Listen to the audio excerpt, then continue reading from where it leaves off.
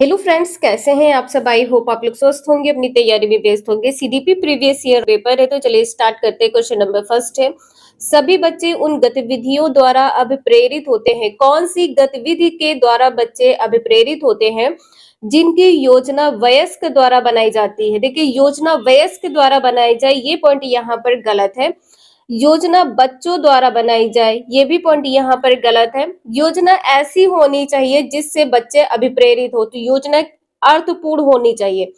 C answer यहाँ पर सही है, जो बच्चों के लिए अर्थपूर्ण होती है, जो अध्यापकों के लिए अर्थपूर्ण हो। बच्चे के लिए अर्थपूर्ण होनी चाहिए, अध्यापक के लिए नहीं। नेक्स्ट है, प्राथमिक स्तर पर किसी गतिविधि या किसी खेल के लिए अनुदेशन दिया जाना चाहिए। बच्चों की घर की भाषा या मातृभाषा में, द्वितीय भाषा या अंग्रेजी भाषा में, विद्यालय की भाषा या राज्य भाषा में, शिक्षक की भाषा या अनुदेशन के माध्यम से। बच्चे को अनुदेशन उसकी घर की भाषा या उसकी मातृभाषा में देना चाहिए। पहला आंसर यहाँ पर सही है। द्वितीय भाषा या अंग्रेजी भाषा में, ये पॉइंट गलत है। विद्यालय की भाषा या राज्य की भाषा, ये भी पॉइंट यहाँ पर गलत है। शिक्षक की स्वयं की भाषा, ये भी पॉइंट यहाँ पर गलत है। नेक्स्ट है, निम्नलिखित कथन के संदर्भ में कौन सा विकल्प सही नहीं है।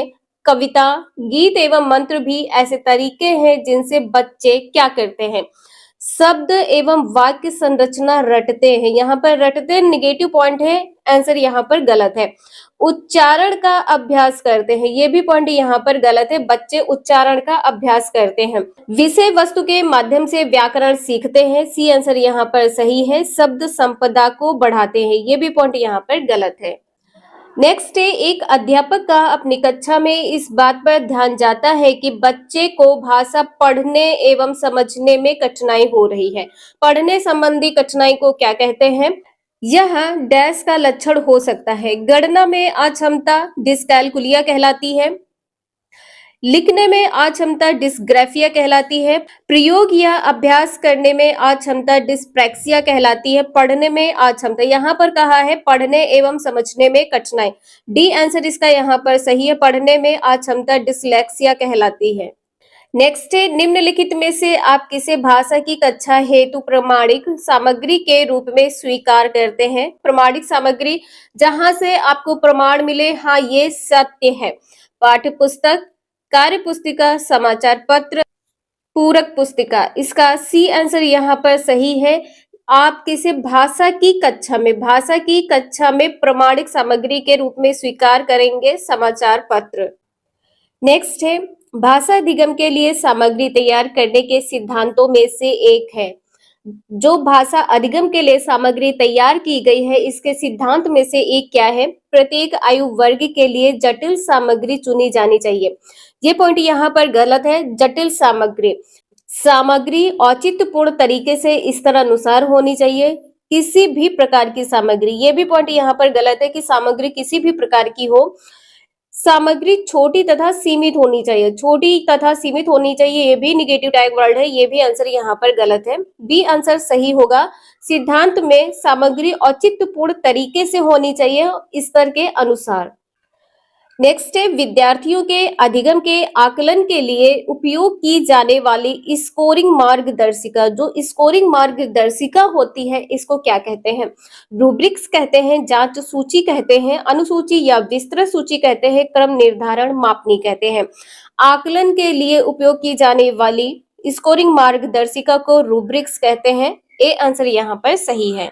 नेक्स्ट है, किसी शिक्षार्थी की भाषा विषय क्षेत्र में किसी विशिष्ट कमजोरी को किसके द्वारा पहचाना जा सकता है। निष्पादन परीक्षण द्वारा, निदानात्मक परीक्षण द्वारा, योगात्मक परीक्षण द्वारा या लिखित परीक्षण द्वारा। यहाँ पर कहा गया है कि कमजोरी को पहचानना है। इसका आंसर बी सही है, निदानात्मक परीक्षण द्वारा। नेक्स्ट है, निम्नलिखित में से कौन सा प्रथम भाषा का अर्थ में महत्वपूर्ण कारक है। प्रथम भाषा अर्जन में महत्वपूर्ण कारक क्या है। शिक्षक है या विद्यालय है या अवसरों की प्रकृति है या पहचान तथा प्रोत्साहन है। देखिए, बच्चों को अवसर प्रदान किया जाना चाहिए। कौन सा प्रथम भाषा का अर्थ में महत्वपूर्ण है, तो बच्चे को अवसर प्रदान करना चाहिए, अवसरों की प्रकृति। सी आंसर यहाँ पर सही है। नेक्स्ट है, निम्नलिखित में से कौन सा क्षेत्रीय भाषा को परिभाषित करता है। क्षेत्रीय भाषा, जहां पर आप रहते हैं, क्षेत्र में भाषा की वाक विशेषता या देश अथवा राज्य की भाषा, देश अथवा राज्य की भाषा, ये पॉइंट यहाँ पर गलत है। क्षेत्र भाषा की लिपि के साथ, ये भी पॉइंट यहाँ पर गलत है। क्षेत्र की लिखित भाषा तथा साहित्य, ये भी पॉइंट यहाँ पर गलत है। पहला आंसर यहाँ पर सही है कि क्षेत्र में जो भाषा है उसकी वाक विशेषताओं को परिभाषित करता है। मध्य बाल्यावस्था का काल क्या है? जन्म से 5 वर्ष, जन्म से 8 वर्ष, 6 से 11 वर्ष, 11 और उससे अधिक। इसका सी आंसर यहाँ पर सही है, 6 से 11 वर्ष। मध्य बाल्यावस्था 6 से 11 वर्ष होती है। नेक्स्ट है, 5 साल की बच्ची क्या कर सकती है? संभावित कारणों और उनके प्रभावों की परिकल्पना या घटनाओं की वैज्ञानिक रूप से जांच करने के लिए जटिल प्रयोगों की योजना बनाना, या प्रतीकात्मक और अमूर्त तर्कीकरण, या लक्ष्य निर्देशित व्यवहार व प्रतीकात्मक खेल की शुरुआत। 5 साल की बच्ची लक्ष्य निर्देशित व्यवहार व प्रतीकात्मक खेल की शुरुआत कर सकती है। डी आंसर यहाँ पर सही है। नेक्स्ट है, डैश बच्चों के प्राथमिक सामाजिकरण के लिए जिम्मेदार है? प्राथमिक सामाजिकरण पूछा है, स्कूल है, धार्मिक संस्थान है, जनसंचार के साधन है, या परिवार है? प्राथमिक सामाजिकरण क्या है? परिवार। डी आंसर यहाँ पर सही है। द्वितीय पूछा होता है तो स्कूल हो जाता। नेक्स्ट है, पियाजे के सिद्धांत में वह प्रक्रिया जिसमें एक बच्चा नए अनुभव का बोध करने के लिए अपने स्कीमा को रूपांतरित कर संशोधित करता है, क्या कहलाती है? अपने स्कीमा को रूपांतरित करके संशोधित करता है, ये क्या कहलाती है? अनुकूलन, समायोजन, संरक्षण या केंद्रीकरण। इसका बी आंसर यहाँ पर सही है, समायोजन। नेक्स्ट है, अफसा आलू की एक चिप्स को देखते हुए कहती है तितली। आलू के चिप्स को तितली से रिलेट किया है। जीन पियाजे के अनुसार इस प्रकार का प्रतीकात्मक विचार किस अवस्था की विशेषता है? संवेदी चालक अवस्था है, पूर्व संक्रियात्मक अवस्था है, मूर्त संक्रियात्मक अवस्था है, या अमूर्त संक्रियात्मक अवस्था है?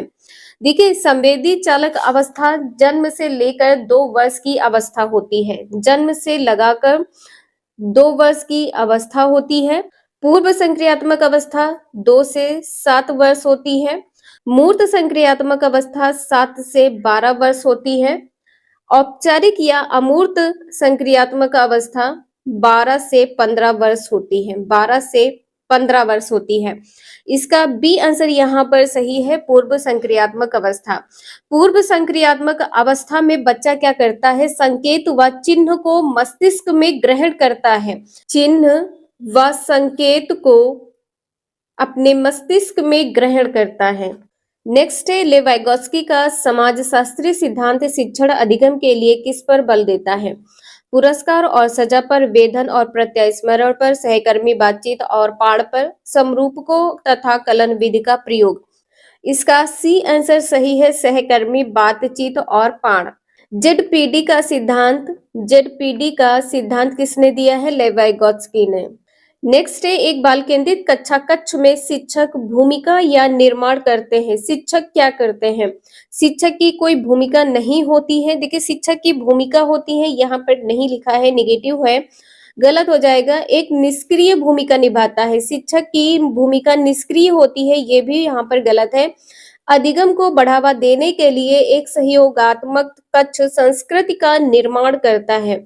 बिल्कुल सही है, इसका सी आंसर यहाँ पर सही है। यहाँ पर लिखा है तानाशाह, ये पॉइंट यहाँ पर गलत है। इसका सी आंसर यहाँ पर सही है।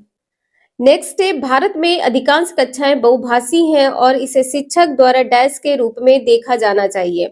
एक संसाधन के रूप में, बाधा के रूप में, कभी भी बाधा के रूप में नहीं देखना चाहिए बहुभाषी कक्षा को। बोझ के रूप में, ये भी पॉइंट यहाँ पर गलत है। समस्या के रूप में, ये भी गलत है। ए आंसर यहाँ पर सही है, एक संसाधन के रूप में। नेक्स्ट है, आकलन के संदर्भ में राष्ट्रीय शिक्षा नीति 2020 क्या प्रस्तावित करती है? विश्लेषण और आलोचनात्मक सोच जैसे उच्च क्रम के कौशल का परीक्षण, प्रत्यास्मरण आधारित वस्तुनिष्ठ प्रकार के परीक्षण, आकलन के योगात्मक तरीके, या परीक्षा के लिए सीखना। देखिए, परीक्षा के लिए सीखना ये निगेटिव पॉइंट है। आकलन के लिए योगात्मक तरीके, ये भी पॉइंट यहाँ पर गलत है। प्रत्यास्मरण आधारित वस्तुनिष्ठ प्रश्न, ये भी यहाँ पर गलत है। पहला आंसर यहाँ पर सही है, विश्लेषण और आलोचनात्मक सोच जैसे उच्च क्रम के कौशल का परीक्षण। नेक्स्ट है शिक्षण अधिगम का रचनावादी दृष्टिकोण सूचना की निष्क्रिय प्राप्ति पर जोर देता है। ये पॉइंट यहाँ पर गलत है, निष्क्रिय लिखा है, निगेटिव टैग वर्ड है। बच्चों की बुद्धि लब्धि की गणना को प्रोत्साहित करता है। बुद्धि लब्धि की गणना को प्रोत्साहित करता है, रचनावादी दृष्टिकोण की बात की गई, ये भी पॉइंट यहाँ पर गलत है। अधिगम को अर्थ निर्माण प्रक्रिया के रूप में देखता है, बिल्कुल सही है, इसका सी आंसर यहाँ पर सही है। शिक्षण अधिगम का रचनावादी दृष्टिकोण अधिगम को अर्थ निर्माण की प्रक्रिया के रूप में देखता है।